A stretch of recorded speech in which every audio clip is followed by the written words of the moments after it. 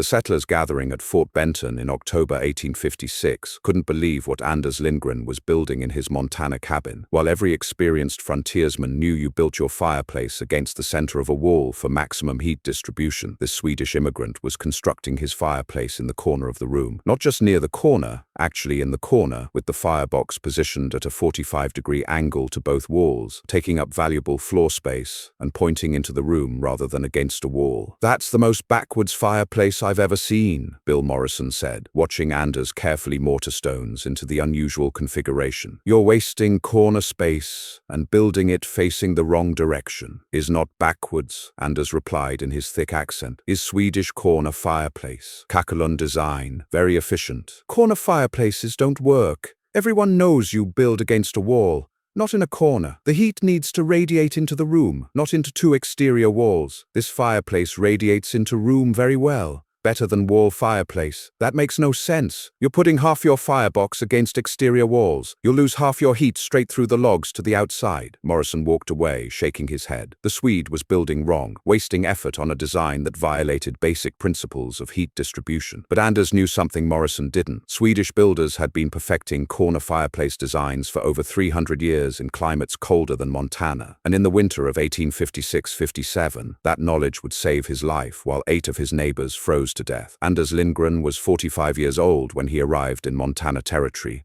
in the spring of 1856. He'd emigrated from Dalarna, Sweden, a region where winter temperatures routinely dropped to -30 degrees and lasted 6 months. Swedish builders in Dalarna had developed heating systems that were among the most efficient in Europe, and the corner fireplace, the kakelun or hörnspis, was central to those systems. The Swedish corner fireplace wasn't simply a regular fireplace built in a corner. It was a completely different design philosophy. Traditional American fireplaces were open boxes that radiated heat while burning but lost most energy up the chimney. Swedish corner fireplaces were enclosed masonry structures with internal channels that extracted heat from smoke before it exited, and they were positioned in corners specifically to maximize heat distribution into the room while using the exterior walls as additional thermal mass. When Anders filed his homestead claim near Fort Benton and began building his required cabin, he knew immediately that he'd build a Swedish-style corner fireplace. American settlers would think it strange, but Anders had grown up in houses heated by corner fireplaces. He understood how they worked and why they were superior to open fireplaces in extreme cold. His neighbors thought he was making a fundamental mistake. Anders's cabin was standard size, 18 by 20 feet, built from lodgepole pine logs. But instead of building his fireplace against the center of the north wall like every other settler, he began construction in the northeast corner of the cabin. The foundation was the first unusual element. Anders dug down 3 feet in the corner, removing dirt until he hit solid ground. He filled this excavation with large stones, creating a massive foundation that extended about 5 feet along each wall from the corner. This foundation was far larger than necessary for a simple fireplace. It looked like he was building a foundation for a small building, not a heating system. "Why such a big foundation?" Morrison asked when he stopped by to observe. "Fireplace will be heavy, much stone, much clay, need strong base. But you're wasting corner space. If you built against the wall, you'd have that corner free for storage. Corner is best place for fireplace. Heat goes into room from 2 sides, not 1 side." Morrison frowned. "Heat goes straight into those exterior walls and out of the cabin. You're building it in the worst possible location." But Anders continued. On his massive foundation, he began building the firebox. The firebox opening faced into the room at a 45-degree angle, bisecting the corner. The actual firebox was surprisingly small, only about 20 inches wide and 18 inches deep. This seemed inadequate to the American settlers, whose fireplaces had large fireboxes capable of burning substantial logs. "That firebox is tiny," Morrison commented. "You'll never heat a cabin with fires that small. Small firebox burns fuel completely, creates very hot fire. Hot fire heats masonry efficiently, is better than big fireplace with cool fire." The firebox construction was meticulous. Anders used fire brick for the interior surfaces. He'd brought several dozen fire bricks from Fort Benton specifically for this purpose. The expense surprised other settlers, but Anders insisted that proper fire brick was essential. Regular stone could crack from extreme heat cycles, but fire brick was designed to withstand high temperatures. Behind and above the firebox, Anders built something that completely baffled the American settlers, a complex system of internal channels made from stone and clay. These channels, each about 6 inches square, wound through the masonry structure in a serpentine pattern. Hot smoke from the fire would enter these channels and travel through approximately 15 feet of passage before reaching the chimney exit. "What are all those channels for?" Morrison asked. "Smoke travels through channels, heats the stone as it passes. By time smoke reaches chimney, most heat is transferred to masonry. Very efficient. That seems unnecessarily complicated. Smoke should go straight up the chimney. Smoke going straight up chimney takes heat with it, is wasted. This design captures heat in masonry before smoke exits." Morrison didn't understand, but he watched as Anders carefully constructed the channel system. Each channel was built at a slight upward angle, just enough that hot gases would rise through them, but slowly enough that they'd transfer heat to the surrounding masonry. The channels spiraled upward through the structure, creating maximum surface area for heat exchange. The exterior of the fireplace structure was built from river stones mortared together with clay. But these weren't just stacked randomly. Anders built the structure with significant mass. The walls were 14 to 16 inches thick, creating enormous thermal mass. The entire structure, when completed, would weigh over 3 tons. The shape was distinctive and unusual. The fireplace occupied the corner, with surfaces angling out into the room at 45 degrees from each wall. It rose about 7 feet from floor to ceiling, with the chimney continuing through the roof. But the bulk of the mass was in the lower 5 feet, creating a large, warm surface that radiated into the living space. The exterior surface wasn't left as rough stone. Anders plastered it with a clay mixture, then whitewashed it, creating a smooth, light-colored surface. This finish wasn't decorative. The light color reflected heat back into the room rather than absorbing it, improving efficiency. By late October, the fireplace was complete. It dominated the northeast corner of Anders's cabin, a massive structure of stone, clay, and fire brick, with its angled firebox opening facing into the room. To American settlers, it looked wrong, too big, in the wrong place, built incorrectly. "You've wasted half your cabin space on a fireplace that's pointing the wrong direction," Morrison said when he saw the finished structure. "That's the most backwards construction I've seen." "You will see in winter," Anders replied calmly. "This fireplace will heat cabin better than any wall fireplace." "I'll believe it when I see it, but I think you've built yourself a problem." The first serious cold came in mid-November. Temperature dropped to 10 degrees overnight. Anders lit his first fire in his Swedish corner fireplace, and the results were immediately apparent to him, even if other settlers didn't yet understand what they were seeing. Anders burned a hot fire using relatively small pieces of wood. The small firebox concentrated the heat, creating temperatures inside the firebox that exceeded 1,000 degrees. This intense heat was necessary to properly warm the massive masonry structure. He burned the fire for approximately 2 hours,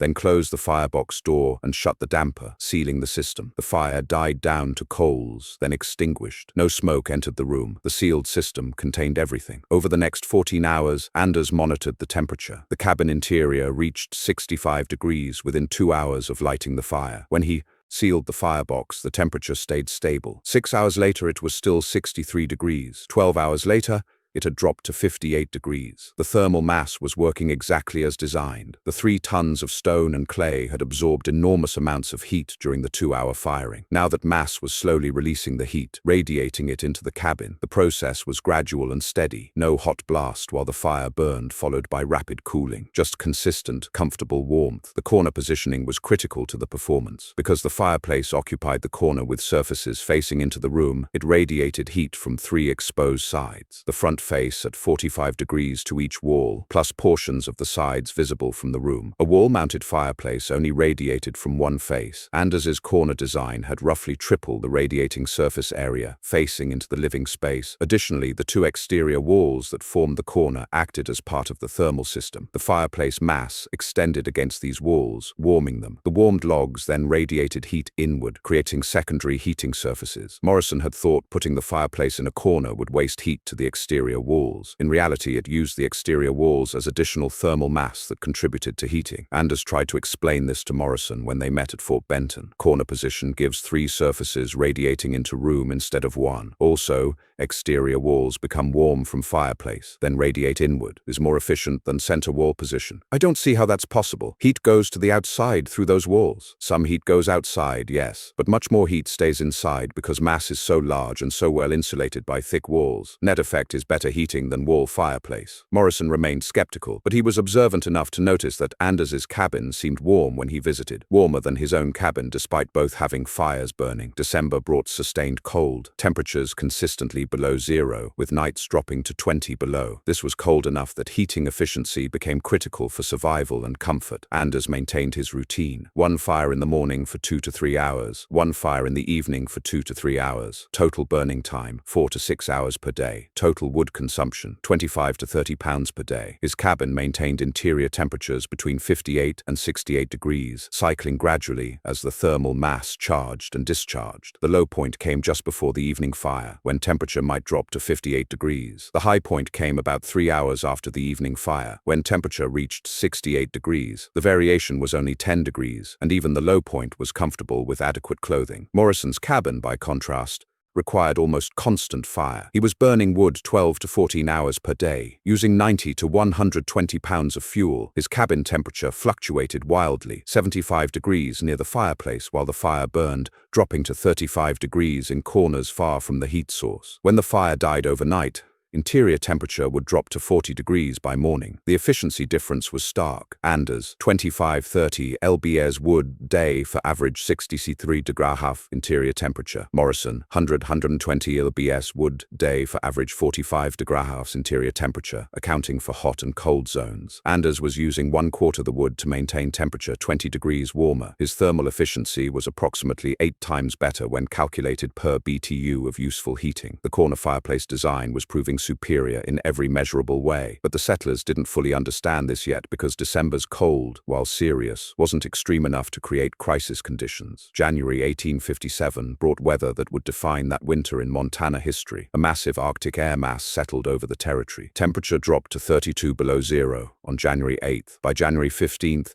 it had reached 41 below. By January 22nd, it hit 46 below zero, the coldest temperature anyone in Fort Benton had experienced. The extreme cold lasted for 5 weeks. Temperature never rose above zero during that period. Nighttime lows consistently hit -40 or colder. Wind added to the misery, creating wind chills that made outside exposure deadly within minutes. Standard cabin heating systems were failing catastrophically. Settlers burned wood constantly and still couldn't maintain livable temperatures. The problem was fundamental. Conventional fireplaces only provided heat while actively burning, and they lost most of their energy up the chimney. In extreme cold, the heat loss exceeded any reasonable fire size's capacity to compensate. Anders's Swedish corner fireplace continued working flawlessly. He actually increased his firing duration only slightly: 3-hour fires twice daily instead of 2-hour fires. The thermal mass absorbed the additional heat and released it over extended periods. His cabin maintained interior temperatures between 60 and 75 degrees throughout the extreme cold. The 75-degree peak came on January 24th, when exterior temperature was 46 below. Anders had fired a particularly large fire that evening, and the thermal mass had absorbed exceptional amounts of heat. The 3-ton mass of stone and clay radiated warmth that brought the cabin to 75 degrees and maintained it above 65 degrees for 18 hours afterward. Morrison's cabin was in crisis. He was burning wood 16 hours per day, virtually every waking hour, and his cabin temperature wouldn't rise above 28 degrees. The fireplace simply couldn't generate heat fast enough to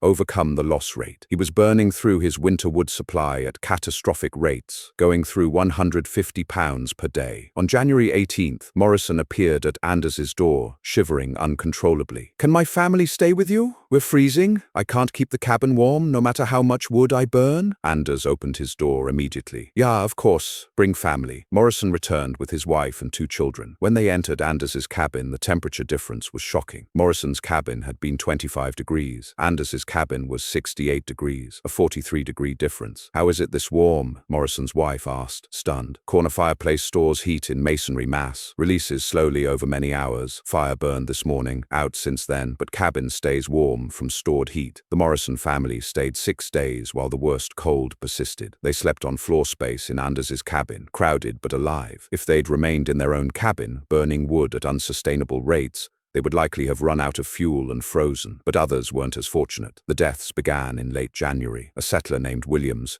whose claim was 8 miles from Fort Benton, froze to death when his firewood ran out. He'd been burning at rates he couldn't sustain, cutting desperately in the killing cold, and finally exhausted both his supply and himself. The Henderson family lost 2 children, ages 4 and 6, when their cabin temperature dropped too low overnight. They'd tried to bank a fire to last through the night, but it had gone out, and the temperature had plummeted. By morning, hypothermia had claimed both children. Over the next 3 weeks, 8 people within 25 miles of Fort Benton died from cold-related causes. All 8 had been sheltering in cabins with conventional wall-mounted fireplaces. The standard heating system that worked adequately in moderate cold was inadequate in extreme cold. The difference between adequate and inadequate was life versus death. Anders, in his cabin with the backwards corner fireplace, used less wood than anyone and stayed warmer than anyone. The structure that settlers had mocked as wrongly positioned and wastefully built was the only heating system in the area capable of maintaining genuinely safe temperatures through the sustained extreme cold. The extreme cold finally broke in mid-February. Temperature rose to a comparatively mild 10 below zero. Survivors emerged from their cabins to assess damage and check on neighbors. The death toll was shocking. 8 people dead, dozens more who'd come close to freezing, and nearly universal depletion of firewood supplies. Anders had used approximately 40% of his winter wood stockpile. He'd have plenty remaining to finish the winter. His corner fireplace had performed flawlessly through conditions that had overwhelmed every other heating system in the area. Morrison gathered a group of 15 settlers at Fort Benton to discuss what had happened. "We lost 8 people this winter. All 8 died from cold in cabins that we thought were adequately heated. The only person who stayed truly warm was Anders with his Swedish corner fireplace that we all mocked as backwards." He turned to Anders. "Will you teach us how to build these?" Over the next weeks, Anders conducted multiple workshops. He explained the principles: thermal mass heat storage,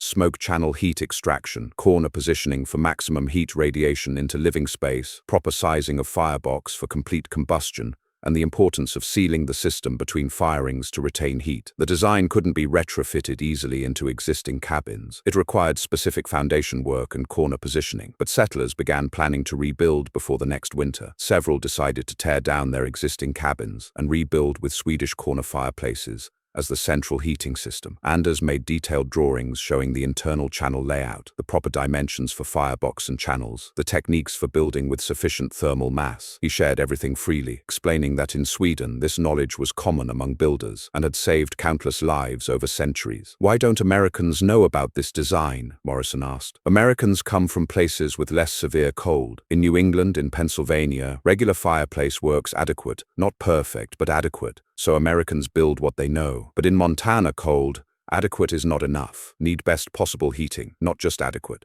"And the corner position? Why is that better?" "Corner gives 3 radiating surfaces into room instead of 1. Also uses exterior walls as secondary heat source. Wall position seems logical, but corner position is actually more efficient for heating. Takes time to understand why." The technical explanation involved thermal dynamics that were beyond most settlers' understanding, but the results were undeniable. Morrison's cabin with its center wall fireplace had struggled to maintain 30 degrees in extreme cold, while burning wood constantly. Anders's cabin with its corner fireplace had maintained 65 to 75 degrees while burning wood only 6 hours per day. The efficiency advantage was approximately 8 to 1 when calculated properly. Anders achieved comfortable heating with 1/8 the fuel consumption of standard systems. In survival terms, that meant the difference between running out of firewood in January versus having supply remaining in April. The physics of Anders's corner fireplace explain why it worked so dramatically better than conventional systems. First, thermal mass heat storage. The 3-ton masonry structure had enormous heat capacity. Stone and clay have specific heat capacities that allow them to absorb large amounts of thermal energy. When heated to high temperature by the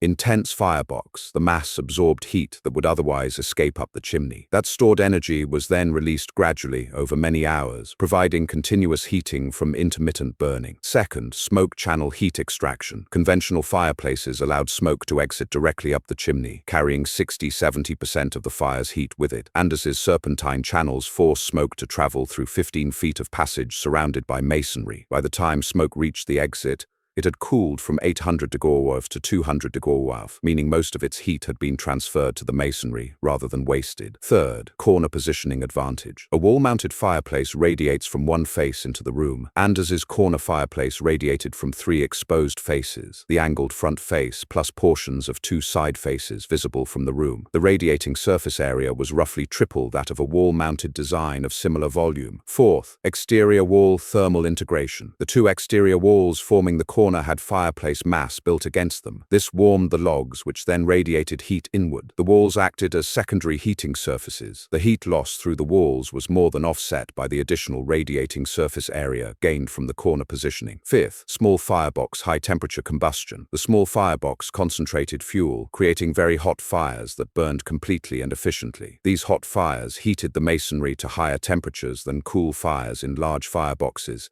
improving heat storage capacity. Complete combustion also meant less wasted fuel as unburned wood or smoke. Modern analysis using thermodynamics calculations confirms that corner fireplace designs with proper thermal mass can achieve heating efficiency of 70–80% compared to 20–30% for open fireplaces. The efficiency advantage is real and substantial, not just perceptual. By 1858, 17 cabins in the Fort Benton area had been rebuilt or constructed new with Swedish corner fireplaces. Anders advised on most of them, ensuring proper construction. The results were consistent: dramatic improvement in heating efficiency, comfort, and safety. The design spread through Montana Territory and into the Dakotas. By 1865, corner fireplaces were common enough that they appeared in building guides. The Swedish corner fireplace, one guide explained, provides superior heating efficiency through thermal mass heat storage and corner positioning. Highly recommended for regions with extreme winter cold. Scandinavian immigrants throughout the Northern Territories recognized the design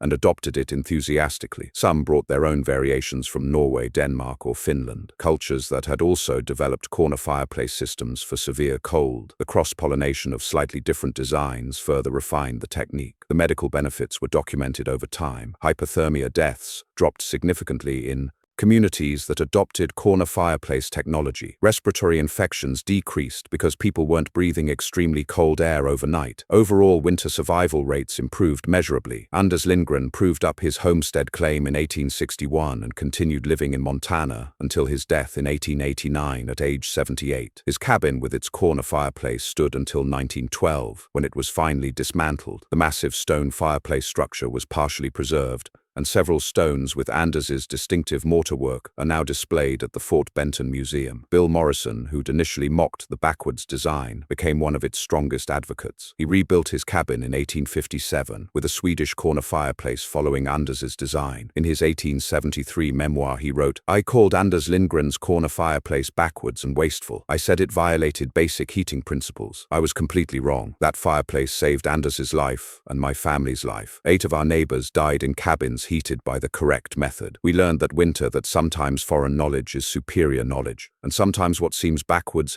is actually forward." The winter of 1856–57 entered Montana Territory records as one of the deadliest on record. 8 deaths within 25 miles of Fort Benton represented nearly 12% of the local population. Every death occurred in cabins with conventional heating. Not one person using a Swedish corner fireplace died or suffered serious cold injury. The temperature measurements were documented by multiple witnesses. On January 24, 1857, when exterior temperature was 46 below zero, Anders's cabin with corner fireplace, 75 degrees interior, Morrison's cabin with wall fireplace, 28 degrees interior, Williams's cabin, where he froze, estimated 15 degrees before his death. A temperature difference of 47 to 60 degrees between Anders's heated cabin and the other cabins. Not a marginal improvement, a transformative difference that separated survival from death. Everyone mocked Anders Lindgren's backwards corner fireplace. They said it was in the wrong location, facing the wrong direction, wasting corner space, and built on principles that violated common sense. They knew that fireplaces belonged on walls, not in corners. They knew that positioning a firebox against exterior walls would waste heat. They were wrong about everything. The backwards corner fireplace stayed at 75 degrees, while 8 neighbors froze to death in their properly built cabins. It did so using ancient Swedish technology, refined over 3 centuries in climates colder than Montana. And it saved everyone willing to learn from the immigrant they'd mocked while their neighbors died following the correct American methods. Sometimes backwards is forward. Sometimes the wrong place is the right place. And sometimes the person everyone calls stupid is the